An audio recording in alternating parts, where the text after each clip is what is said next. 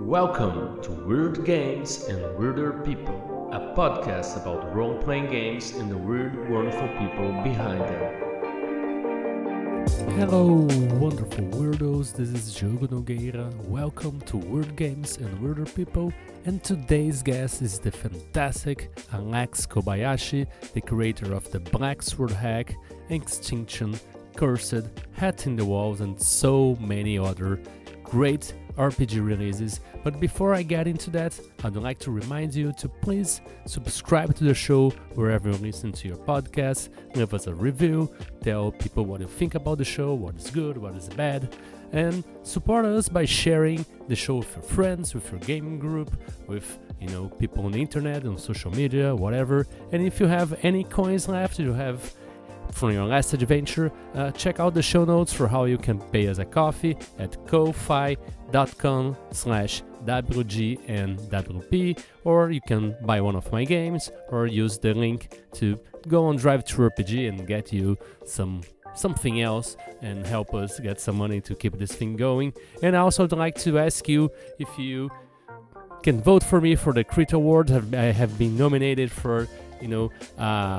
Best Podcast Host, which I'm very thankful for my listeners, to wonderful weirdos out there who nominated me. So you can check out the show notes too, how you can vote for me or vote for whoever you prefer. There are other amazing podcast hosts there and a lot of people running to get awards for amazing games. So check them out and get to know those games, because there's a lot of great stuff there that I didn't know about. But talking about Alex Kobayashi again, we talked about how great it is to be a game designer for full-time and how hard it is to be a full-time game designer too. We talk about his creative routine, how important it is structure, how easy it is to do stupid things like procrastinate, how he's fascinated with reality and how reality can be way more inspiring than fiction. We talked about not taking notes. We talked about a lot of weird and wonderful things that I love talking about with him, so I hope you enjoy it too. So let's get weird with Alex Kobayashi. Hi, Alex Kobayashi. Welcome to Weird Games and Weirder People. It's so good to have you here. I've been following your work for years now, and it's great to put a face to the name. So how are you, my friend? Very, very cool, and I'm very glad to be here and to be able to speak with you at last. Wow, well, it's all my pleasure. And you know, uh, I've been playing your games and then studying and sometimes even researching for doing more stuff. You do lots of things, and it's really really impressive. And recently, last year, right? Black Sword Hack was like a huge production, and it looks amazing. But maybe the wonderful weirdos out there doesn't exactly know who Alex Kobayashi is or what is that you do. So could you say a little bit with your own words instead of me just reading a bio, who Alex Kobayashi is, what is that you do, and if you can just share maybe a small weird detail about yourself, maybe the way you do coffee or the way you choose your clothes or anything like this. Oh, that's quite a program we have here. So it's cool. We have 2 hours. That's nice. So yes, for people who don't know me, I've been writing games mostly at first in French since 2008. Then I started to write games in English, and it started to work well. I won't say pretty well, but I had a small community around my games. So, and I've been doing that now for a living. I mean, for the last 2 years now. So now I'm a RPG designer full time, Wow. which is nice. Which is not so nice when you have to pay the bills, but usually it's okay. As for Yeah. the way before that, I worked a long time as a freelance journalist in the video game industry. Then how to say, magazines for young people too. And so I had quite quickly to develop a discipline, a self-discipline to work every day, because when you're on your own, it's a bit easy for me, at least. It's a bit easy to do stupid things, get up too late, go to bed too late. Also, not a good combination. So I have a routine, in fact. So I get up, I prepare the breakfast for my wife's grandmother lives with us, so I fix the breakfast. Then I do yoga for half an hour, and then I sit in front of the PC for 8 hours, and I try Wow. to write things. But yes, it's when you consider Do you that I stay? didn't write so much things, in fact.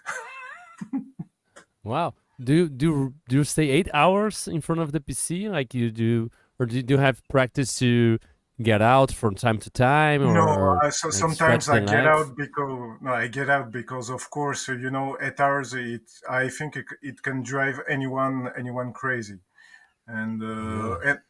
the, now I know that at the moment, I want to click on something on the internet, watch something else. Mm-hmm. Now I know. Okay, that means it's a time for you to go out. Watch the trees. I live in a very small village, so in a small house, so I can Yeah. I can just get out in my garden, watch the trees. Then I come back and I can work.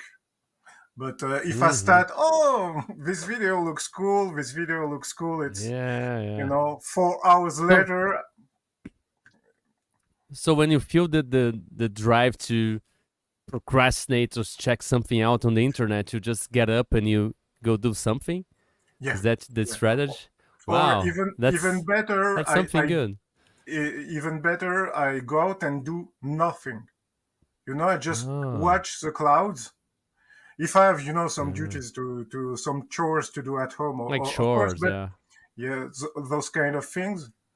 Yeah, because washing dishes for me is a bit like meditation. You know, some people hate Yes. that, but when I have to, clear my mind, I do the dishes. Yeah, I always have ideas doing dishes. Yes, exactly. And yes, because at one time I had, the idea that I had to be, productive all the time, always be doing Mm-hmm. something. And I don't think it's very good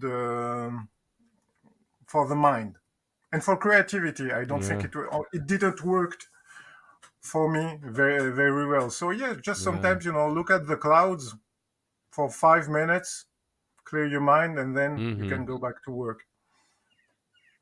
Yeah, having these moments to pause is Yeah. is very important. Not only pausing on doing things, but pause to think of nothing, to let go of Mm, thoughts. Right? It's kind of a meditation, mm, and I keep saying to my kids, I think it's one of the most important skills anyone can learn nowadays, because everything is so fast, is to just stop. You have to learn to stop and pause, mm, because we I have anxiety, so I have this feeling of always, you know, mm, every schedule. If I'm late, I'm like, oh, people are gonna wait for me. I'm super anxious about stuff, and it's not healthy at all. It's not healthy for your body, and not you said your mind too, but your body too. Your body mm. suffers with this, and it's terrible. So yeah, that's a very healthy way of looking to it. And I'm gonna maybe try to do that. I don't live in a small village though, Mm. but I mean, yeah, go for a walk maybe Yeah, go for a around the walk. neighborhood. Sometimes, I Yeah, just take care of my cat. Just, pet your yeah, drink. just pet the cat. Yeah, Pet the cat. yeah, He is very happy, and you become the cat. After a few yeah. minutes. So, yeah. That's fantastic. Yeah. Mm, Well, Kobayashi, I always ask people to hear about, because of the podcast called Weird Games and Weirder People, and we like to talk about the weird, and we have a very positive view of it, like the weird is the new wonderful, right? So I wanted to ask you, would you try defining what is weird for you, and talk about how do you seek it or do you avoid it in your work and in life in general? Ah, that's a good question because there are many things. In fact, first of all, the thing that we do, writing role playing games, it's weird.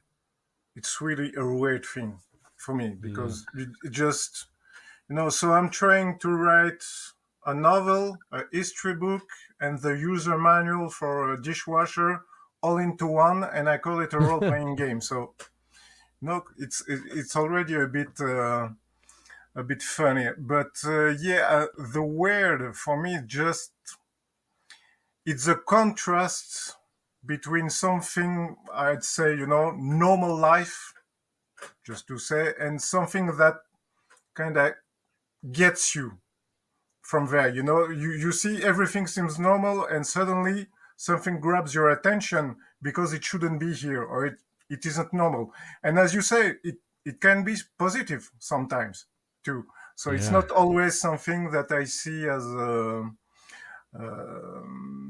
scary. But Hmm. and another thing is what I find weird is often how people can see you. Because I don't know you, but when I tell to people Hmm. that I write role playing games for a living, they find I'm a bit weird. You know. Yeah, yeah, for sure. And do you think you said about writing RPGs are weird, and what is it you find the most weird about it, or either writing or playing role playing games? It's because I have so many questions still now that I'm working on trying to understand, our little hobby. So first thing, as I said to you first, the fact that when you write a role-playing games, you try to write so many things at the same time. Who, Yeah, as I said, a user Eh, manual, a history book, a novel, but you have to make it fit all into one. yeah, It's already a little bit disconcerting to say. yeah. And you kind of have to do the job of all three in one too, right? You have to be Yes. as good in all those things, and we learn from all of them too, right? We can learn Yeah, from yeah, all of and these things. Yeah, as you know yourself, we also take care sometimes, of layout, of finding illustrations. So it adds another layer to that also yeah, because you have to think of graphic design, game design, all those kind of things. But what I find fascinating about role playing games, and we write those little books, and for me, I think we're doing art. It's an art form, yeah, it's and but what I find fascinating, the book itself is a work of art, but then what players and GMs do when they play, it's a work of art as well. And yeah, I find it quite fascinating, So you create a work of art, but it's when it works, it's inspiration for other people to create art as well. And yeah. this is so cool.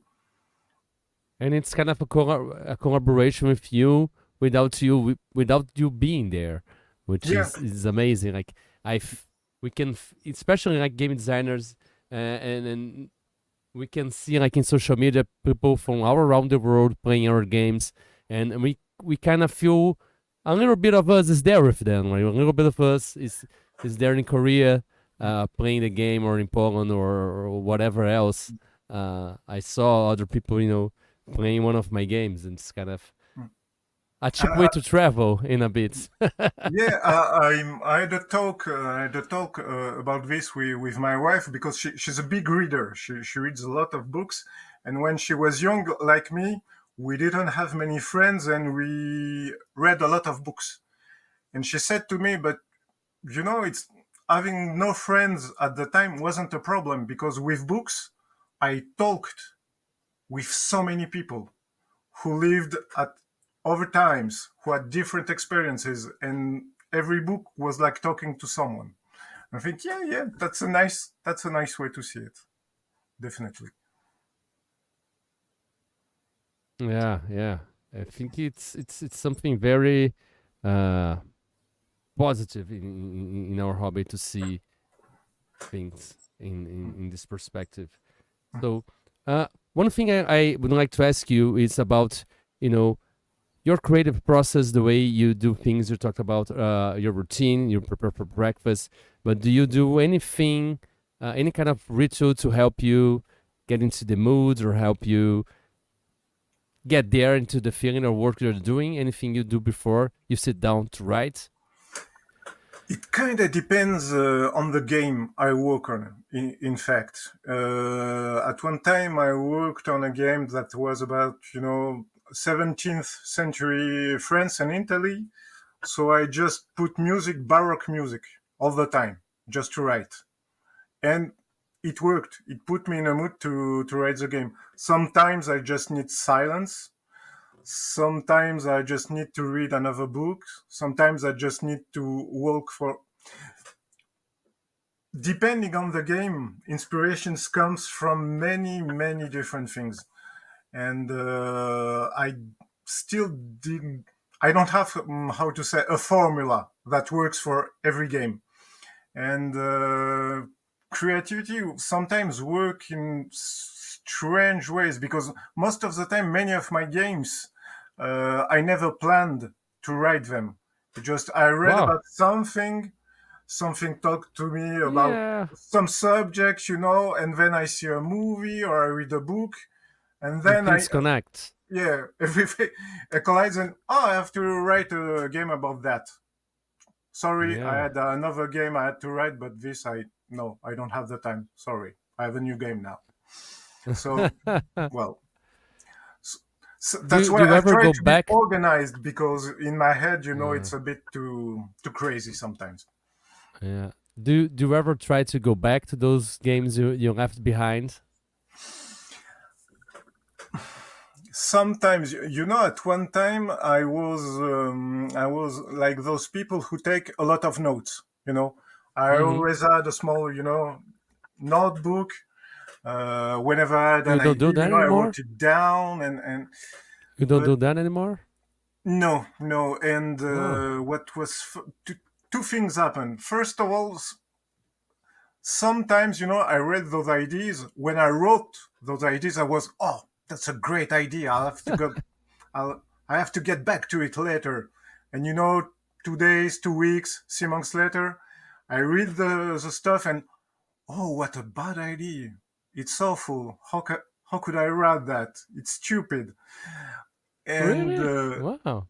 and another thing that happened, I think it was a Stephen King interview where when someone asked him, do you take notes? And he said, no, Mm-hmm. I never take notes. And he says, because good ideas, whatever happens, you will remember them. Bad ideas, they will disappear. For him, his opinion was that Yeah. time works like a big filter, you know? Mm-hmm. So it's maybe a bit too extreme in a way, but I take way less notes now. Way less. Yeah. I don't know. Maybe Stephen King is a genius because I will forget stuff. And sometimes for me it's not even about the single idea, Mm, but having this repository of ideas that you can go back to and sometimes, as you said, like connect them mm, because they individually may suck, but if yeah, I connect this one with that one, they they may be worth something, like, and I can work with that, mm. and I don't know. Stephen King, I'm no Stephen King. That's what I'm trying to say. Me too. That's it. I have on Yeah. my PC, I have Yeah. a big file that is named the attic, where I put Oh all my yeah. all the ideas, and Yeah. sometimes Yeah. I go there and say, "Oh, this wasn't bad. Maybe I should Yeah. go back to that sometime." So you never know. Yeah. Yeah. But I'm this happens to me all the time. I'm working on something, I have an idea for a new game, and I get super excited. I'm gonna work on it, but I'm like, no, I have to finish this. I'm almost finishing this one. Don't start another game. I have to pause myself. Like I went to this convention here in Brazil this weekend, and it was exactly the same thing. I'm writing a commission and petty gods and playthings Mhm. and talking to friends there and like connecting. I'm like, oh, we have this idea for this game, and I start writing it. And I'm like, no, I can't write this. I have too many other things to finish. So, do you have this? Do you try to contain yourself sometimes, or you just go with the flow? And if that's the thing, your mind is taking you, you just go there. Unless I have a commission, I don't take many commission because as I said, as I worked as a freelance journalist and then as Mm-hmm. a staff writer, I spend most of my life writing for other people. In fact, Mm-hmm. so now I can write for myself. Mm-hmm. So I take advantage of that as much as I can now. So yes, sometimes but as you say, it's difficult because sometimes it's just a distraction to keep you from working on what you should be working on. Yeah, yes, the resistance, as they Yes, say. yes, and not so good. But sometimes I said to myself, "Oh, it was yes a How strange do you differentiate? How do you differentiate between this the best the those best two? test the best test for me is how many pages I can produce in a day, because if I tell myself it's such a good idea, I should work on that, and 4 hours later, I've written 2 pages, say yeah, okay, no, that's a distraction. Yeah, You don't really have an idea, true. in fact. Yeah. And but one thing happened one time which was yes, funny. I still want to work on a game about cosmic horror, which is inspired by things like the Twilight Zone, things like that. Mm-hmm. About the weird. And but always when I was working on that, I had images, of Alien, the movie Alien, about the movie Event Horizon, and I didn't want my game to be about those things because I'm a bit tired of it. Mm-hmm. So the only solution I found was to write a game About that. about like things like Alien and Event Horizon. I wrote Extinction that way, and then Yeah, yeah. as the game was done, uh, I could finally work on this other project. I could work on this other Awesome. project. And has this other project came out, or still working on, No, on no, that no, one, the not yet. Twilight Zone? It's gonna take some Yeah, time, I think, yeah. especially if I have other ideas We for keep other having games. ideas. Yeah. Skip the line. Yeah. Are you working on any particular project right now that you would like to talk about a little Or bit for us? too many projects. I think that my problem. But someone You you work interviewed. on Uh, many projects at the same time? yeah, yeah. But it's good for me because sometimes if I spend too much time on a project, it kind of. Yeah. You rest from your projects working on the other one, right? Yeah. Yeah, yeah, yeah. For me, at least, it works. So I'm working. Yes, someone you interviewed, Gabriel Quiroga. Oh, yeah. Yes, he Hell did a Night. cover for me for one of my next games, Dark Leningrad, which gonna Mm, be some kind of strange sci-fi in a Soviet Union that never fell. So, but nice. because my mother was born in Soviet Russia, so still have a bit of family there, and Yeah. so I heard a lot of stories when I was a kid. So yeah, Yeah. creativity takes strange turns sometimes. Yeah, I've been watching this show on Apple TV, like the For All Mankind. Ah, Have you yeah, seen yeah. that? Mm. Yeah, yeah. I was thinking, yeah, there should be a role playing game like this. The space race never stopped, and Russia and the United States are there. Mm. Soviet Union is there in this Yeah, space, and I love the fact that the first astronaut, the first cosmonaut on the moon was a woman, and they put everything in check in the yeah, United States, and yeah, yeah. it's. Yes, it's good. The fourth season was really great. In I'm fact, not there yet, but I'm oh, working on it. Yeah, I'm. it's great. But it's a great idea to explore this other side, this fictional history. So I'm excited to see that. And what would you say? It's going to be the weirdest thing about this game.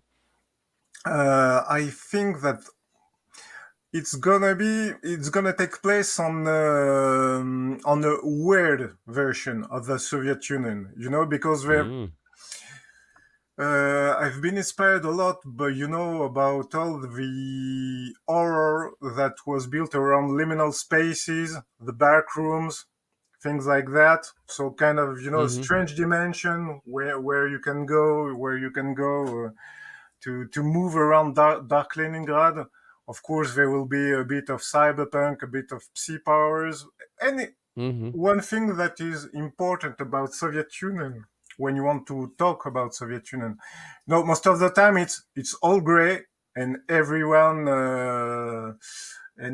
is miserable and everyone is an alcoholic. So that's partly true, but in the Soviet Union, people had a great sense of humor at the time, in fact, because it was the only way to survive. So there will be humor in the game as well. Cool. Yeah. Nice. I love humor, so I'm very curious to see that. And your games, do a lot of different themes. Do a lot of different settings and characters. Uh, where would do you can you identify any main source of inspirations and the ideas that come from? Of course, as creators and artists, we are always drawing ideas, inspiration from everything that happens to us all the time. But for me, for example, I see myself drawing a lot of stuff from the media that I consumed as a kid, because it was kind of my refuge from the world. Do you have anything like this for you? Any maybe period of time, or maybe uh, aspect of culture where you see yourself coming back into a lot? So at first of all, I was a big sci-fi, and still are a big sci-fi reader. I read a lot of sci-fi books, and like you, I think I grew up. I grew up in the '80s. I think so. A lot of cartoons when I was a kid that left a mark. I think, in fact, for a long time. Mm-hmm. The Galaxy Rangers, stuff like that. It's kind of things that stuck with me for a long time. But what I realized a little is most of us we kind of share the same references. So if we don't pay attention, there is a risk of we all try to write or create the same stuff.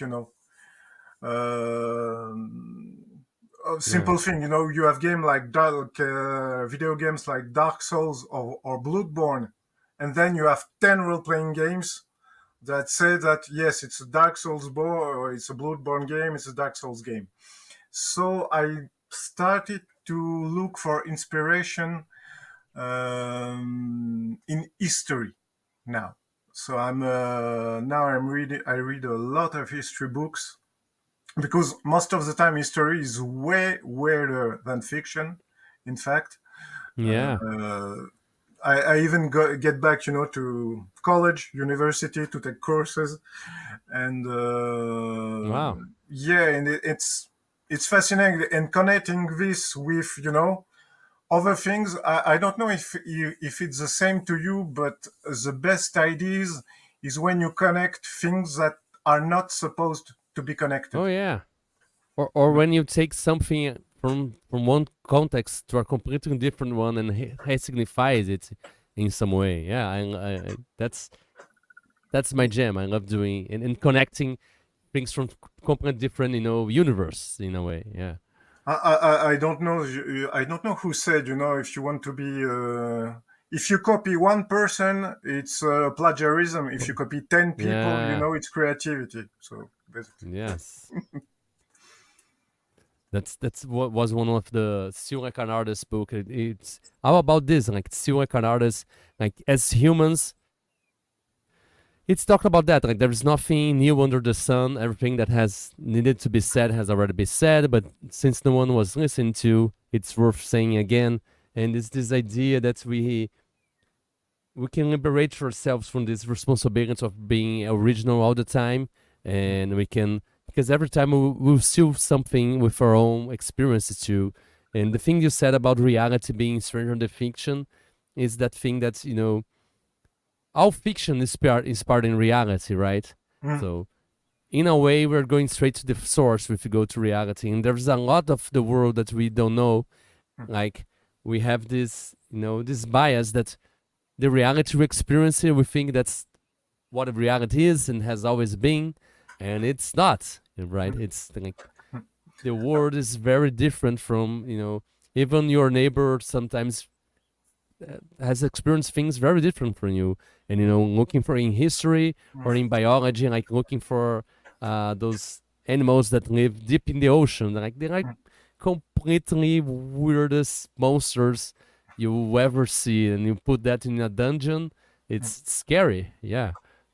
And one of my great source of inspiration is the writer Alan Moore.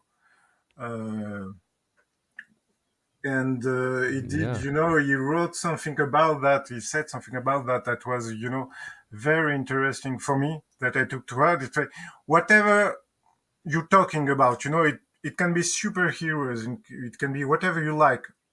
No matter how fantastic this is, you have to ground it in real people. People have to feel like, yes, I can relate to that person, or to that situation. And yes, and what I think great is about role-playing games, like you can do, outrageous settings, outrageous ideas, but the characters that, for the players, that ground this all in a kind of reality, you know. Yeah, I think the fantastic can only exist too with the mundane and what is recognizable, right? Mm, Because if everything is super weird and fantastical and completely abnormal, they will lose the sense of reference. They wouldn't know that's fantastical because everything is like that, right? mm. So yeah, But it's and it's it's how rhythm in music is created too, right? If it mm, was everything like super noisy or super loud, it would be the same thing. So mm. the same thing for stories, games, and art and contrast, right?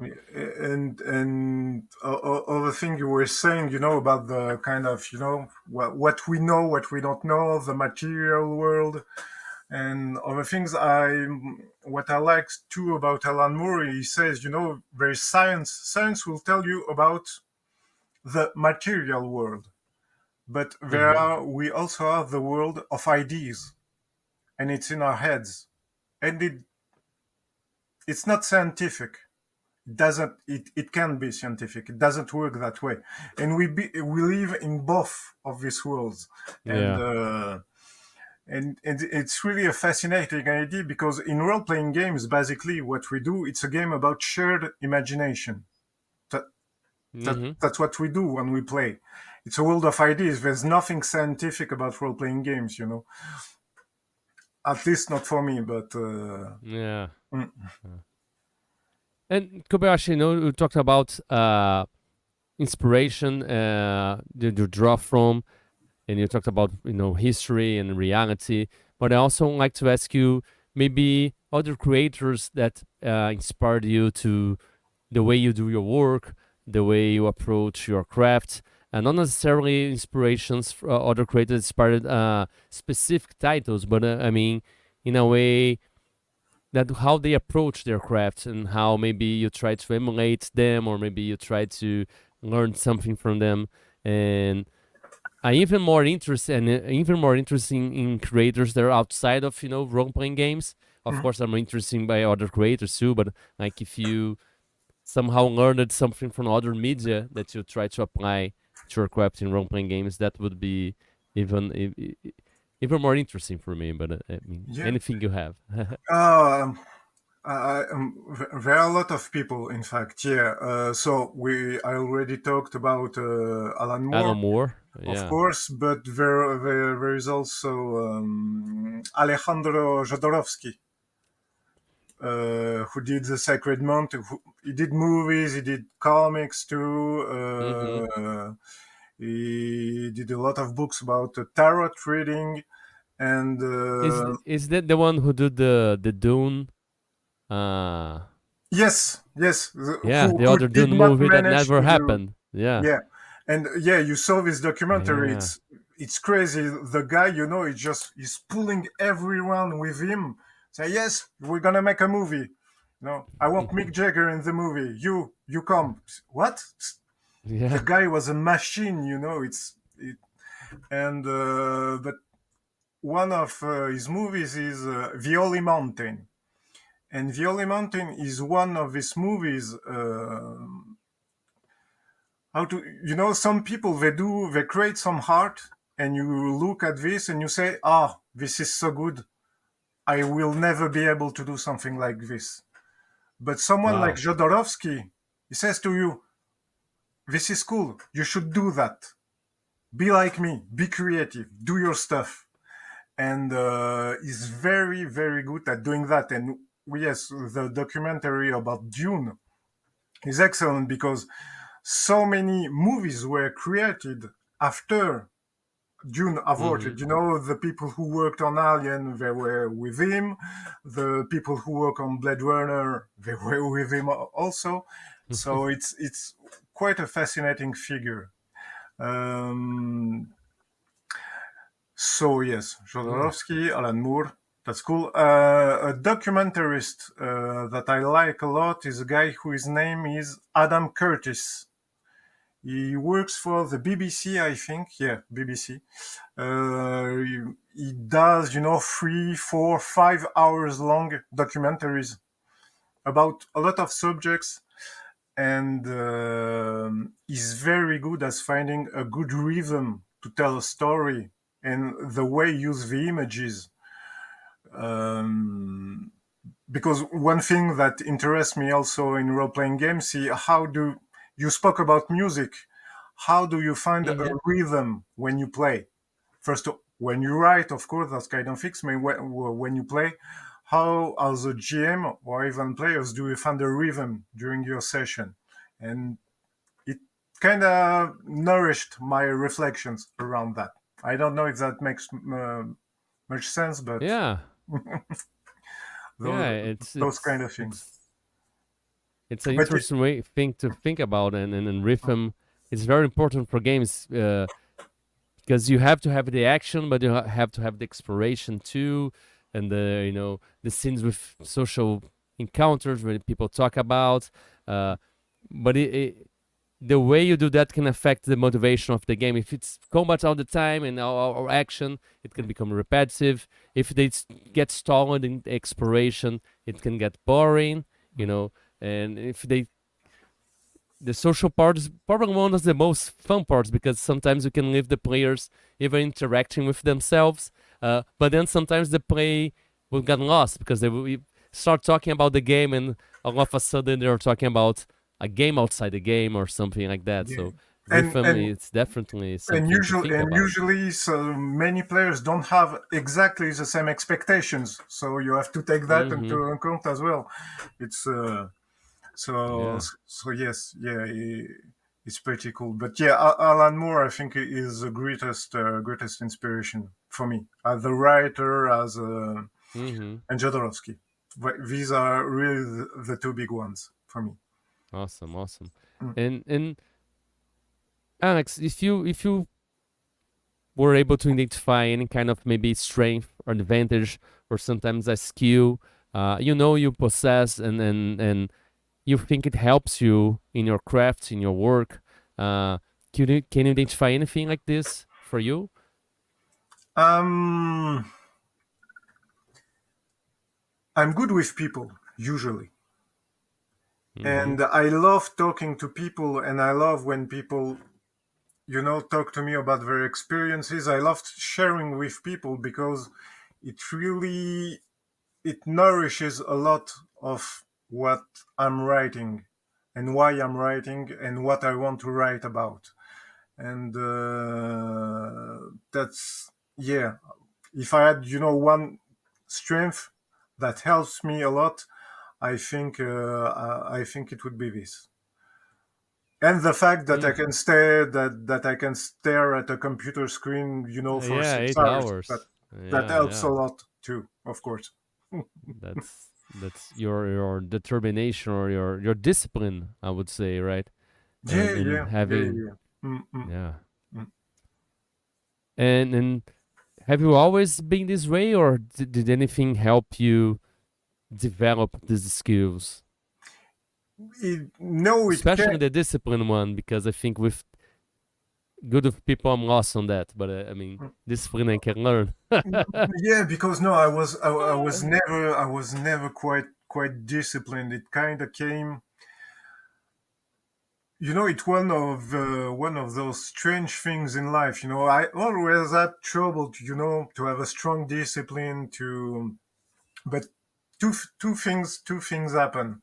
I started to learn a martial art, and it gave me, a bit of structure. I went to Mm-hmm. training all the time. All the rest of my life was a bit, it was a bit shaky, but this, I committed to this. And, Mm-hmm. I was training 8, 11 hours per week. For, and it became a habit that came in other aspects of my life as well. And it was fascinating because basically my teachers, my instructors say, try to not have so much tension, let the Mm-hmm. things come to you and do what you can when things happen. And that's it, don't think don't, you think too much about too many things and it doesn't help you. And Yeah. of course, it's very easy to say that to someone, but Mm-hmm. with the help of martial arts, they used my body to help me understand this instead of my mind. Mm-hmm. So It's great, yeah. Yeah, and that helps you, and kind of reminds me of that phrase that says, "How you do one thing is how you do everything," yeah. and how you learn that thing, and then it made it possible for you to understand and apply it to your life in general, and But kind it, of makes me want to do some martial arts right now. but it never was a revelation or just something that came. It was really It's a process, a slow process, a yeah. slow process. And another thing, what as I said, on a professional side, things were always a bit shaky, as I was a freelance writer. But when I said to myself, no, what do you love in life? Alex, you're 50 now. You have to make some Mm-hmm. choices. What do you love in life? I love writing role playing games. So now you do that. And everything fell into place. Everything, you know, in my Yeah, life with my wife, plenty of things. Suddenly things were in order, to say so. It was interesting to yeah, experience.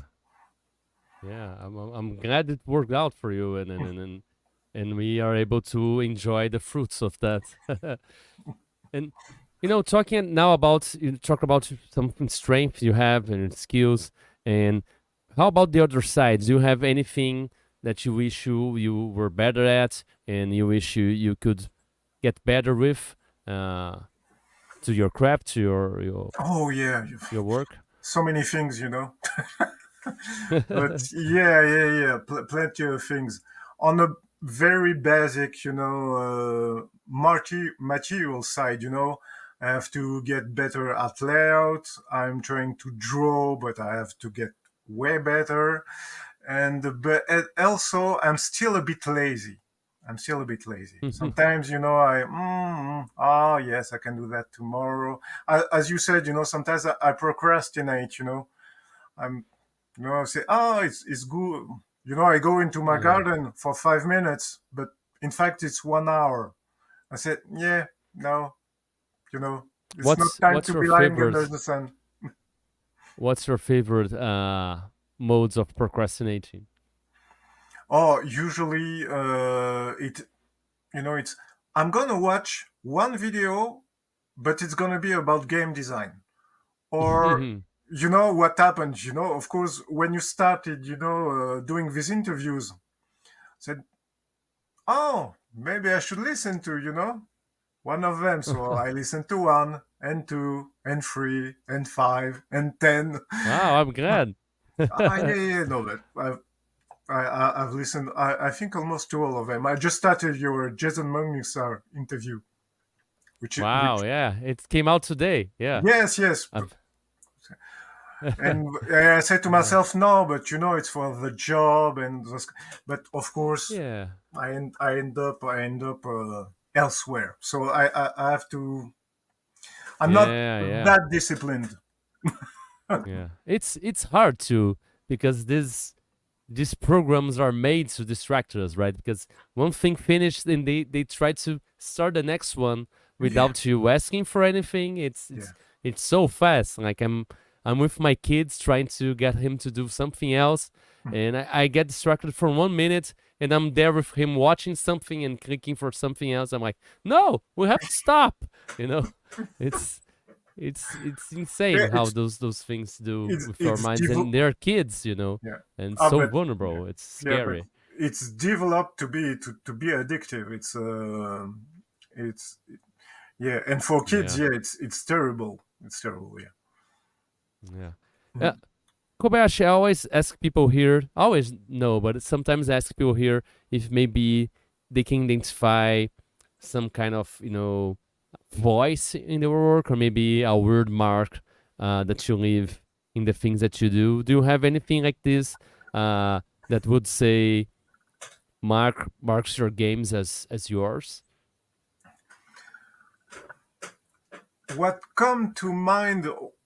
All I can say is what I try always to do is to be as brief as possible and at the same time give as much information as I can in the less words that I can. So. I think that's what makes my games, I would say, recognizable. So that that is a game that is written by Kobayashi and not someone else. And one of my big influence is Chris McDowell. You know, who is Mm-hmm.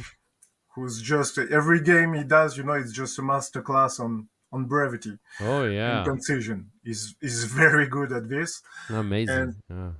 I try in my own way to do that, and I would say that yes, that's what I try to do, and I always try to do the things as easy as I can for the game master because I'm a lazy Yeah. game master. And I write Yeah. games that I want to play with my friends. Basically, that's my only motivation. And it's something that I should be able to run. That's why my games are always so simple, in fact, because I'm a lazy guy. Yeah. Yeah, that's my design philosophy too. I call it lazy design thinking. Yeah. Okay, design games for lazy people because Mm, I am lazy. I don't want to like creating a monster and I have to consult all this manual of all these points I have to spend. No, mm, no, I'm just want to create something, give a number, a couple of stats that mm, I made up, mm, and it's done. mm. Right? Yeah. But yeah, because I also, what I like. One of my games, it was Into the Dark. It was a very simple sci-fi game, but what I wanted is, as I was lazy, I wanted to explore a complex setting because sci-fi usually is complex settings. And I thought to myself, if I make complex rules with a complex setting, it will be too much. For me, I can do that.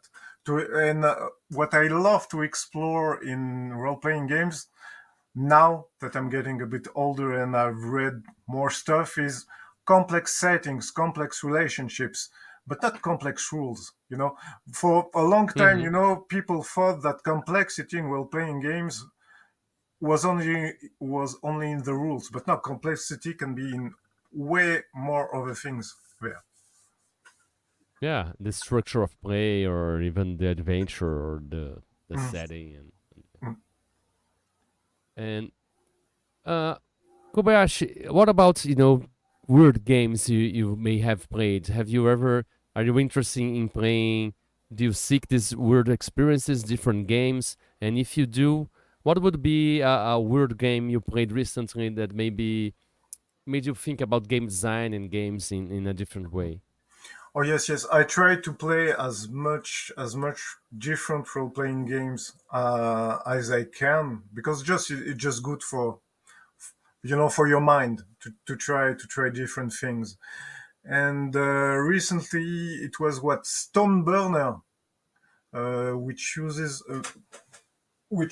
I think it's called the Breathless system, something like that. Ah. And it was really cool. And but an old weird experience. It was a Robin D. Lowe's game which was called Pantheon, and it was a one-page game. The pages was just a black page, and Mm-hmm. you start the game by saying there is nothing. What do you do? And that's it. Hmm. And you play with a group, and it was a very very funny moment. Very good, very very weird. But then there were people who never played role-playing games, and it was an amazing experience. It was really fun. We played for 3 hours. You have no rules, so okay, there is nothing. Wow. What do you do? It was great, really great. How did that go? What do you do after that? Oh, so the game, as it is written, when the session is over, you can give people points according to what they do. Are you the first to have create life? Are you the first to create war? Are you the first to create gods? But we ignored this. It didn't interest us. But everybody created a very strange universe made of crystal spheres that look like Christmas decorations, and Wow. where it was crazy. It went in every direction, and everybody had a great time. It was quite amazing, quite amazing. Yeah, that's fantastic. Mm. And do you have any other hobbies beside role playing games? Do you have any kind of maybe creative outlet that's not really your work or anything like this? I love to draw, but I'm so bad at it. But I love doing it. But I really suck at it. Yeah, but it's good to have something for you that Yeah, you do yeah, for you. Yeah. and on another side, which is not productive at all, but it's a hobby. I still love playing video games. I still play quite a lot Oh of yeah. video games because What a have you long been time ago, playing as I said, recently? yeah, as I was a journalist, and Mm-hmm. it had become kind of a job, so I stopped playing role playing video games for quite some time. And a few years ago, I started again, and yes, I play quite regularly now. What have you been playing recently? Death Stranding lately, which is quite quite a trip to be fair. I not a small game that was called Minute. It's a very small game, and your character lives only for 60 seconds. So Hmm. you can only explore the world by 60 seconds Nice. increments. And yeah, and indie, especially, yes, indie video games, there are so many ideas. It's a very rich environment. they have a lot of ideas. It's quite Oh cool. yeah, Yeah. it's Disco it's so Elysium, of course, things like that. yeah. I just started playing Disco Elysium, and Oh, like cool. yeah, I'm just starting to play more games because I was like more like watching stuff, Mm. and there's so many good ideas like small games, and you get in at Steam and you start buying stuff and they start recommending. It's like I have stopped buying stuff. It's like too many. I Mm. won't be able to play all of this. So yeah, Yeah, it's a I have the dangerous same place problem. Mm. to walk on. Yeah, Yeah. yeah. And Kobayashi, we're getting near to like an hour of something of interview, and I'd like to ask you a little bit more, maybe Mm. of your personal experience with the weird and then beliefs. And I always start asking about spirituality or religion or belief in God. Do you have anything like this for you, or anything that you use when times are tough? So, just so everybody has a bit of context. So, as I said, my mother was from the Soviet Union, and my Mm-hmm. father was a communist. So you can imagine that religion at home wasn't the biggest subject around. But Yeah. what I can say about them, they always gave me access, to the main text, where the Bible, where the Quran, Mm. where Buddhist writing, because they said you you don't have to believe it, but you have to know the stuff because it's Oh. important to people, and you have to know about this. So so I never really had, a very spiritual life at first. And then, of course, in life things happen. And when I was, I think, 23, as I lived in France, we had to do our military service. Mm. And so during my military service, I was sent to Yugoslavia in 94, 95, I guess, or 96. I don't remember. But I was a stretcher bearer there. And I've seen some things I wish I hadn't seen, to be honest. And so spirituality kind of became. I started, to look for things, but in the end, I think what I will spare you. I will do you the short version. I will do the short version for you. It's main spiritualities. I think we are alone in the universe, but we have each other. That's all we have is each other. There's nothing else. Mm-hmm. So we better be good to each other. If you want, to make our brief passage here, if we want to make Yeah. it count, maybe, be kind to other people. And it's not easy. It's really not easy because some people are very good to, push your wrong buttons, or Mm-hmm. being patient is very difficult. Not judging people too hastily too is difficult. But that's why I'm out now, and I'm doing tarot reading as well because it's Yeah. nice for the mind as well. Yeah. Do you believe in the oracular power of it, or do you do it more for the tool for help you think through stuff, or It's it's really, in fact, well, to sum up, a tarot reading is a bit like a Rorschach test. When you see it, Mm-hmm. it's a bit like this. You have questions in your mind, and tarot. It's not about predicting the future or the past. It's just Mm-hmm. question about yourself.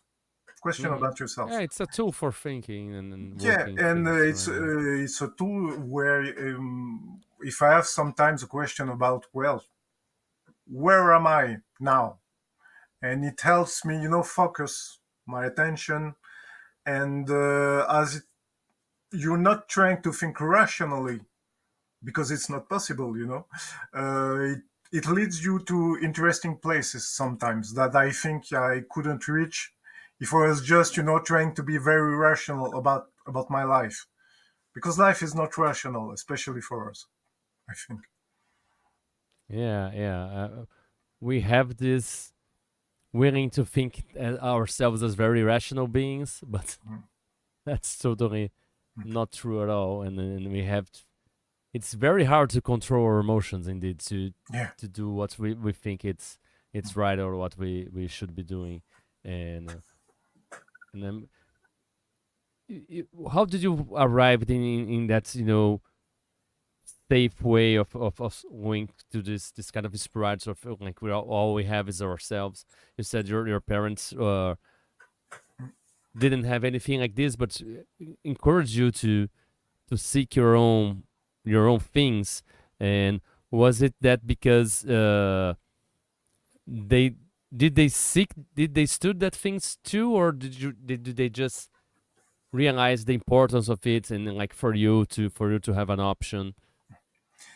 And Because what was funny, it's something that stayed with me for a long time, so my mother, growing up in the Soviet Union, mm-hmm, they had in school they had lessons about atheism. So you mm-hmm, don't speak about God, never. So I asked my mother when I was a kid, but okay, but do you believe in God? And she said to me, no, but I'm afraid of him. And I say, what? And that's when I was young, but I understood, yeah, there's something that maybe we don't understand yet, and rationality and science don't give us the answer. But then, as I said, my experience during my military service is when mm-hmm. I thought to myself, no, if there is a God, I don't care for him, because Yeah, the thing that can happen, no, it's not possible. We are yeah, the ones who are doing this to ourselves, and the only yeah. way to I stop that, it's ourselves too. Yeah, I like this that theory that says that we are the way the universe found to experience itself, like like self knowledge or something, and we are all part of this great awareness. And Yeah, and then when we pass on or the things we learn, it the universe learns about itself in some way. So it's kind of a cool way of thinking about it. And I joke about saying that.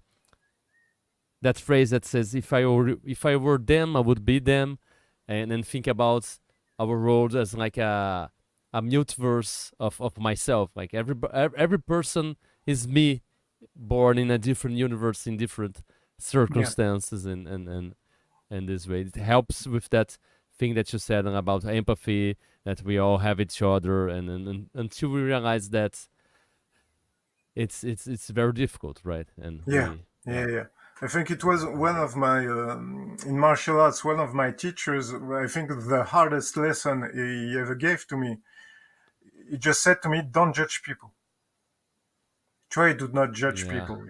Because you don't know where they came from." It doesn't say that you never have to judge people, but at first, when you meet people, try not to immediately put them in a box. And it's very difficult for me, at least. I always have to think about it. Mm-hmm. Don't do that. Don't do that. Yeah. Yeah, because that's how most of people learn how to make sense of life, right? Because Yeah. that's how our brain work. Mm. Because we have to process every information that's something new. We don't have the energy for this, so uh, that's something I was reading about it today. Like we don't interpret the world through the things we actually experience, but through symbologies that we make sense of them, right? Mm. So it's easier for us. So we it's very easy to go to the automatic and just assign a symbol to something and then keep going. But it's we have to be conscious about not doing that with people, for Yeah. most importantly, right? Yeah, Yeah. Yes, and then because new yes, ideas too. Yeah. yes, our minds are designed to tell ourselves stories we just design that way. And yes, sometimes it can be, yeah, it's not always the best option. Yeah. Uh, and now talking about other weird experiences, I love asking guests here if they have ever had any experience with really strange things that happen today, maybe near death experiences of out of body experiences, or maybe have you ever been contacted by a ghost or anything like this? I am very afraid that I am a very boring person because nothing like this, had happened to me. I was very afraid. Sometimes some strong feelings, but never something, that would count as strange or otherworldly or anything like that. I don't know which author said one day, if you want to be creative, you have to be boring or have a boring life. So Yeah. I try Yeah. to do this. I think I do this pretty well. Yeah, they say that it's better that old phrasing, right? It's better to burn out than to fade away, and they say no, it's better to burn slowly and see your grandkids, Yeah, and but in the same way, I try, maybe to see things, uh, magic, maybe you would say, in what we do. To come back to Alan Moore, he said, yeah, doing magic, basically, you use words to change reality. And as mm-hmm. writers, that's what we do. We're magicians. That's what we do. And yes, in that way, I think I can say I do magic, but that's pretty much it. Yeah, yeah. And have you ever had any experience with deep meditation, trance, or other? I mean, possibilities of altered states of awareness, either to use of psychedelics or anything like this, and that helps you see the world in different ways. So yes, I want to. When I was young, I studied philosophy at the university. So as you can guess, all students were trying all kinds of drugs, to say the least. But but no, I just, so a joint or two, but it never went farther than this. So I didn't have any experience based on no, based on psychotrops. Never really. Okay, As I yeah, said, yeah. kind of a boring guy. I'm afraid. Well, you seek your weirdness in your own way, and that's fine, and and But speaking each of one. speaking of meditation, at one time I practiced meditation until I realized, by when you do some activities, we talk about washing the dishes, but it can be drawing, it can be Mm-hmm. writing. When you enter the state of flow, where you kind of, Yes. your mind shuts down. You're just Mm-hmm. what you are doing. And this, yes, I experienced it. It's a good experience. It's always kind Yes. of limited in time, but I think it's the closest I ever been to deep meditation, and in martial arts too. Because sometimes when you train, especially you train at trainings, 4 or 5 hours, you're just at one time, your body is exhausted and your mind's shut down, and your body Mm-hmm. does thing on its own, you know and you just Yeah. do things, and someone come to say, oh, it's good what you did, and I said, I don't know what I did.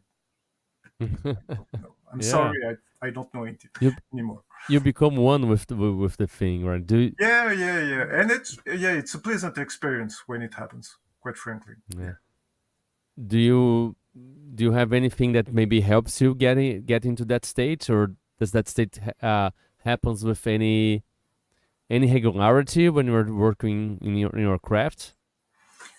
Usually it's when I'm working my craft, or I'm working something. It can be two things.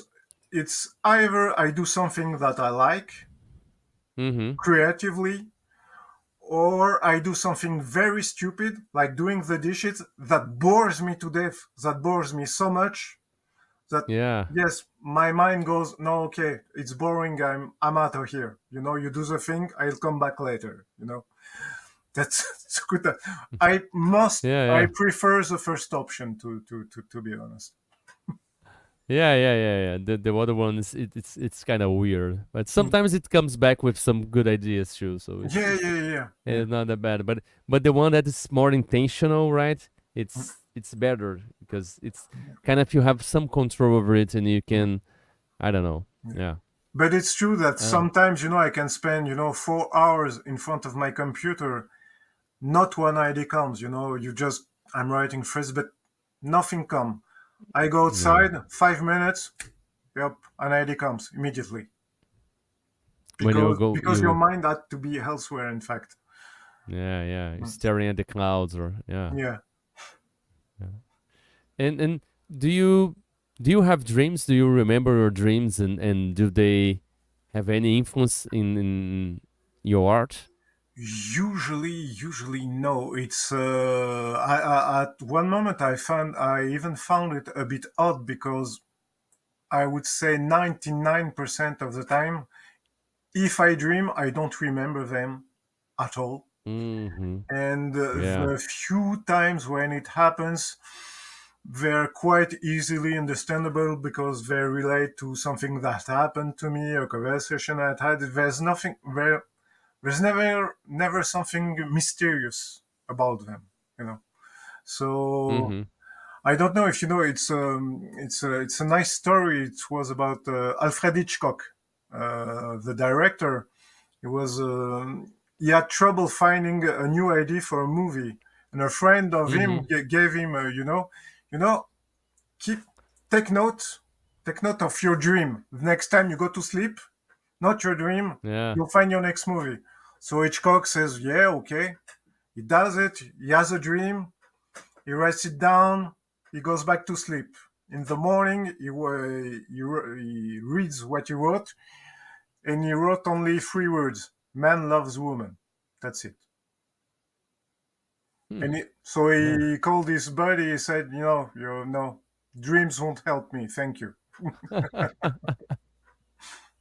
Yeah, I mean things work different for Yeah. every person, I guess. Yeah. And what about the belief or experience of anything supernatural like ghosts or aliens or cryptids or anything weird from you said you live in a small village there. Is there any supernatural weird stories there that maybe you experience anything? I I didn't experience anything, but I live in a region of France that is called Brittany, and basically it's a region that is very rich with folklore. And if you listen to people who live there, if you just kick a rock, there will be spirits everywhere. So there, but the same way I try to find magic in, I would say, every normal life. I do kind of believe in ghosts, but I believe in the fact that, yes, the dead have an influence on us. Quite frankly, dead people, Yeah, and yeah. they all try to say something to us, and the problem is we don't listen. I think that's that's my view of ghost. For Wow. me, that's how I see them. And yeah, and well, for when it comes to know ETs, aliens, those kind of things, Mm-hmm. I always think of the movie and the book Contact. I don't know if you've seen or read the book. No. No. So just beginning of the movie, a young girl asks her father, "Do you think it's only us in the universe?" And the father replies, "It is just us. That's an awful waste of space." So Yeah, yeah, that's true. And But about this the ghost thing. Have you ever felt anything or seen anything that made you have this realization about the message? Have you ever No, have received any message or no? Oh, okay. unfortunately, I think unfortunately I'm boring and I think I'm too dense, for to they get the wouldn't message. try to communicate with you. Like, oh, did he won't understand any of this. No, no. Okay.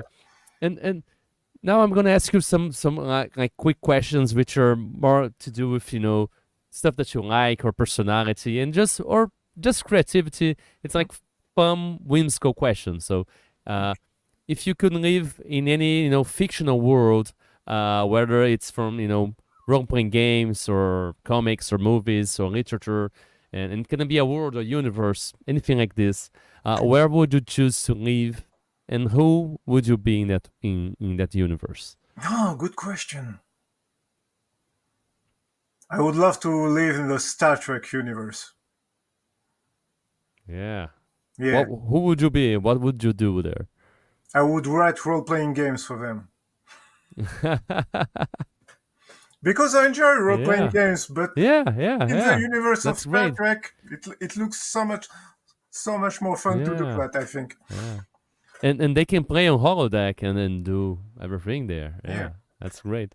Be a holodeck designer, design exactly, experiences. exactly. Yeah, I would love that. Yeah, that's yeah, that's a definitely. great idea. Yeah. And now the other way around, if you could take maybe anything from these fictional universes and make that thing real in our world, and that thing can be an object, an individual, a faction, a power source, anything like this, what would you choose and why? Ooh, this is a tricky one. Yeah, Hmm. something related to telepathy, maybe. Just a thing. So when you do harm to someone, you feel it. Oh, yeah, but would everybody has that, or is Everybody has something? that. Yeah. So Ah, everybody has that. Yes. that would help. That would help. That would be really, really putting in reality my multiverse of the same person theory. Like, if I would harm them, I would feel because it's me. That's great. Yeah. Mhm. And if you were in a role playing game, if this was a role playing game and you found yourself an artifact that gave you a wish spell, uh, what would you wish for? My first answer is to have hair again, but no, that would be a waste. That's a good one. I don't Well, know. if that's your first, that's your first. I don't know. That's Yeah. that's that's the thing. Do you miss your hair? No.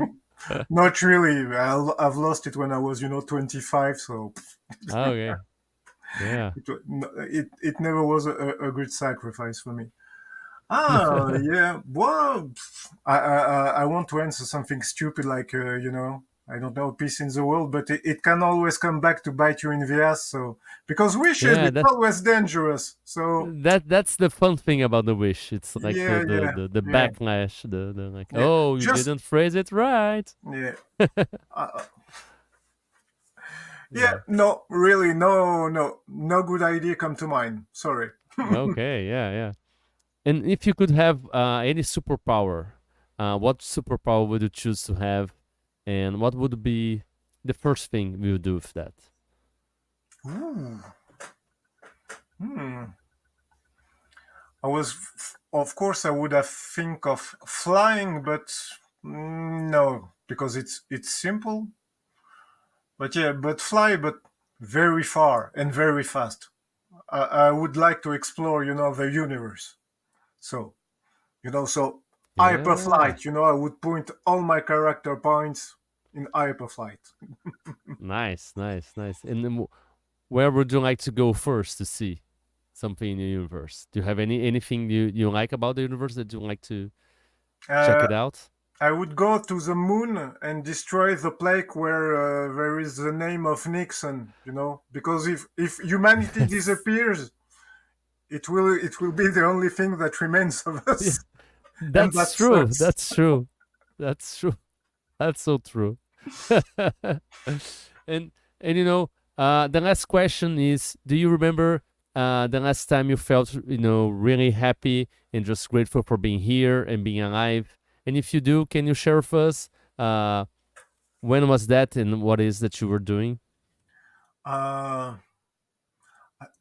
to be fair, I'm a simple guy, so just I was maybe 2 hours ago just doing the dishes with my wife, and we looked at each other, and then I was Yeah, just that's happy great. that she was here, that I was here. So we have a roof under our head. I I can do what I love to do for a living now. So it's you just feel grateful, when you Yeah. take the time to think about it. And do you take the time? Do you have this practice of Mm, stopping mm, and I try, but not enough. But because like everybody else, sometimes somebody gets on your nerves, of you have something yeah, material that just and it in these moments I try to think of that. I think, but yes, I think, yeah, feeling grateful is a good feeling. To be fair, yeah, yeah, Mm. yeah. It's good when we remember to do that. And Yeah, then yeah. I was trying to have like a gratitude notebook that was writing three things that was good every day. But Mm. it's been weeks since I've used it. But now and it's sitting right by me. It's right here, and I have to use it more. I think I've been feeling not so great lately. Maybe that will help. I don't know. Uh, Alex, do you have any last message for the wonderful weirdos out there that still listen to us? Yes, of course. Please continue to play role playing games and be good to each other. Yeah, yeah. That's And if people want to find you and your work, where can they look for you in so. your books? I'm an old man, so you can find me on Facebook, Alexander Kobayashi, because I don't do social things Yeah, too it's much. too But much. Yeah, yeah, no, not my things. But Alexander Kobayashi on Facebook, you can find me easily. If not, you can ask Jogo, because you can yeah, point yeah, he can point you to me. So yeah. And I'll put links on the show notes too. yeah. And do you have a site for your games, or it's all on drive through, or No, how does drive it work? through is the easiest way, quite frankly. Okay, I yeah, had a blog, but and it's part in English, part in French, and so yeah. yeah, yeah. Facebook So and there will be drive. links in the show notes for people who want to check out Alex Kobayashi's work. And thank you very much for coming here and talking to me and sharing a little bit of your history, of your process, your tips about, don't check out that video, just walk around and then go watch the sky or watch the moon or the stars. And I think that can really help us pause a little bit and get out of this isolation that it's being forced upon us, and we kind of choose. We're in a way, I don't know. It's really weird for me. But thank you, Kobayashi. And do you have? Can you take us out saying the catchphrase of the show? Keep it weird, everybody. Keep it weird, everybody. Thank you for listening to Weird Games and Weirder People. If you'd like to keep up with the show, please subscribe to be notified when we release new episodes.